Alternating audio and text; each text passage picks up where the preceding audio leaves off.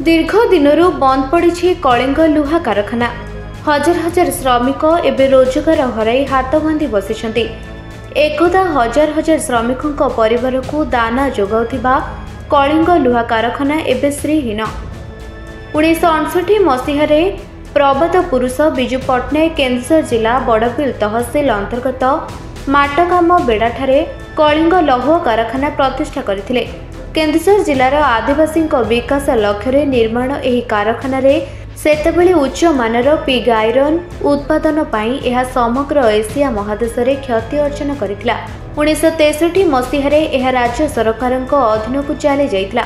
1981 मसीह एथिरे sponge pipe unit कार्यक्रम करा जाइथिला, जहाँ 80 दशक राज्य सरकार सबुठारु लाभदायक संस्थार परिणत होइथिला। 1996 मसीह ओडिशा खनि निगम अधीन रोइडा लौह और मांगानीज खनि कलिंग लौह कारखाना को हस्तांतर करा जाइथिला। मात्र 2000 मसीहा ठारू कलिंग लौह कारखाना क्षति चलवा सहित पतन आरंभ होइथिला।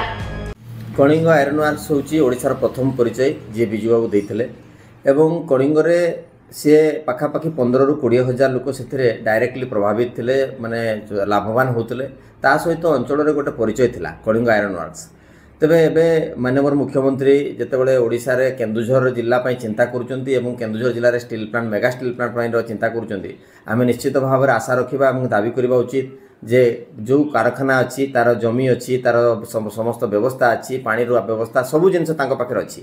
तेणु जेहेतु एटा सरकार अधीन बर्तमान अच्छी, सरकार चाहिए यथाशीघ्र पुणी थे पुनः कार्यक्रम करें।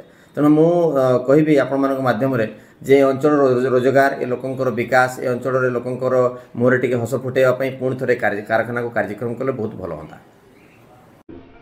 एटा संपूर्ण भाव में मु कहि एटा केन्दुझर जिलावासी प्रति गोटे छलना करा आमर केन्दुझर जिलार प्रतिनिधि श्री मोहन चरण माझी ओडिशार मुख्यमंत्री से बारंबार कहते जे केन्दुझर जिलार गोटे मेगा स्टील प्लांट करा किंतु बहुत दुर्भाग्यपूर्ण विषय बिजुओं द्वारा प्रभात पुरुष बिजुओं द्वारा निर्मित कलिंग लुहा कारखाना जे कि उद्देश्य था खनि अंचल गरीब आदिवासी भाई बंधु मैंने जीवन जीविका चलैबे तापाई से गोटे कलिंग लुहा कारखाना निर्माण करते।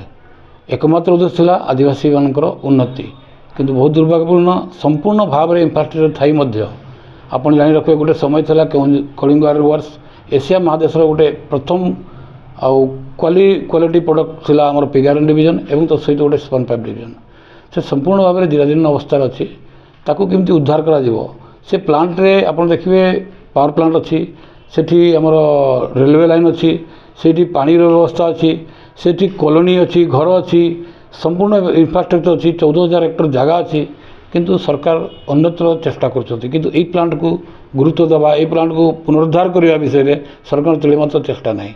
ये अंचल जो प्लांट था निश्चित भाव में 12-14 हजार लोक डायरेक्टली एवं इनडायरेक्टली लाभवान होते। ये अंचल आर्थिक अभिवृद्धि कलिंग लुहा कारखाना विशेष अवदान रही है कि से प्लांट बंद होती सरकार यहाँ पर मात्र समय दौना। मोर विनम्र निवेदन रमर मुख्यमंत्री श्री मोहन माझी महोदय को सर्वप्रथम कलिंग लुहा कारखाना को पुनरुद्धार से अंचल अभिवृद्धि को बढ़ावाई कलिंग लुहा कारखाना विशेष अवदान रही पुनरुद्धार करने मोर निवेदन रही। 2013 मसीहा जून मासरू 9 मास पर्यंत 2014 मसीहा जनवरी मासरू 8 मास पर्यंत एहीपरि दुईटी पर्याय रे कारखाना को बंद करागला। 2014 मसीहा नवेम्बर मासरे एहार गोटिए ब्लास्ट फर्नेस कार्यक्रम करा जाइतिबा बेले 2015 मसीहा मार्च मासरू कलिंग लौह कारखाना को संपूर्ण भावे बंद करा जाइछि। तेबे कलिंग लौह कारखाना को 2022 मसीह ओडिशा खनि निगम को हस्तांतर परे कलिंग लौह कारखाना परिसर रे एक क्रसिंग प्लांट और लौह बेनिफिशिएंस प्लांट प्रतिष्ठा निमंते योजना रहितला। मात्र राज्य सरकार परिवर्तन परे समस्त पूर्व प्रस्ताव रे पूर्णछेद पड़े। तेबे गत जनवरी मासरे मान्यवर मुख्यमंत्री मोहन चरण माझी बड़बिल ग्रस्त समय बड़बिल अंचलवासी कलिंग लौह कारखानार पुनरुद्धार निमंते मुख्यमंत्री दृष्टि आकर्षण करथिले। एपरिकी कलिंग लौह कारखाना परिसर रे एक मिनी स्टील प्लांट प्रतिष्ठा हेबा पई प्रस्ताव मध्य दिया जाइतिला। मात्र इति मध्यरे 6 ମାସ बीती जाइतिले मध्य कलिंग लौह कारखाना संबंध में कई लोक प्रतिनिधि किंबा श्रमिक संगठन मुह खोलु नाहांती। कलिंग प्लांट चलता बेले 15-20 हजार लोक कम करते, बाहर राज्य लोक आसी कम करते। बर्तमान कलिंग प्लांट बंद होगा लोक बहुत असुविधा चलते, दुकान व्यवसायी सबूक मंदा ही पड़ी। आम सरकार को चाहूँ सरकार प्लांट टाक केमती चालू कले आम कि लोक बंची जातु।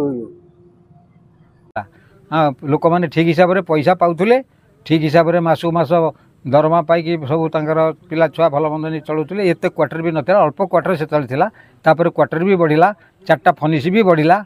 हाँ जमा 2टी पुह आसला बेले 2टी फर्निश थिला, तापर 3 नंबर 4 नंबर फर्निश है बहुत टेकअप हो गला। ये हेने कौन हम लास्ट बेलू जिते बड़े ये हो गला यूनियन है से टे कम सब ढिला कले। तापर ये पंचम वेतन कमिशनर है दरमा बढ़ीगला। आउ कंपानी जो आम शुणुचुनु से 7 कोटी टंका सी सब मेटाल खर्च जाकि वर्कर दरमा जा सब देकी 7 कोटी टंका लाभ करुला। हाँ बर्तमान 7 कोटी टंका लॉस रे रहिला। आउ इाड़ सियाड़ जिते जा कले आउ कुलेलानी, आस्ते आस्ते आस्ते आस्ते डैमेज हो गला, सब बंद हो गला। तापर ये वर्कर माने सब बिहार नहीं सब पलैले किए कुआड़े। हाँ बिहार भी देदेला कंपानी, तो बिहार नहीं कि पड़ा ये किसी नहीं शुद्ध खाली भंगा तुटा ये पड़ी कहीं ना जो सिक्यूरीटी मैंने खाली जगी कई जन आई कि। कलिंग लौह कारखानार नवनिर्माण स्वप्न देखुथिबा बड़बिलवासी वर्तमान आशा और आशंकार भूल अंठित होइछि बिजू बाबूंक स्वप्न। तेबे एही कारखाना प्रति केबे सरकारक दृष्टि पड़िबो, कारखाना पुणी चालू हेबो, बेकार श्रमिक पुणी रोजगार पाइबे ताहा देखिबाकू बाकी रहिला। केन्दुझर जिला प्रतिनिधि दशरथी गिरी रिपोर्ट, निरपेक्ष न्यूज।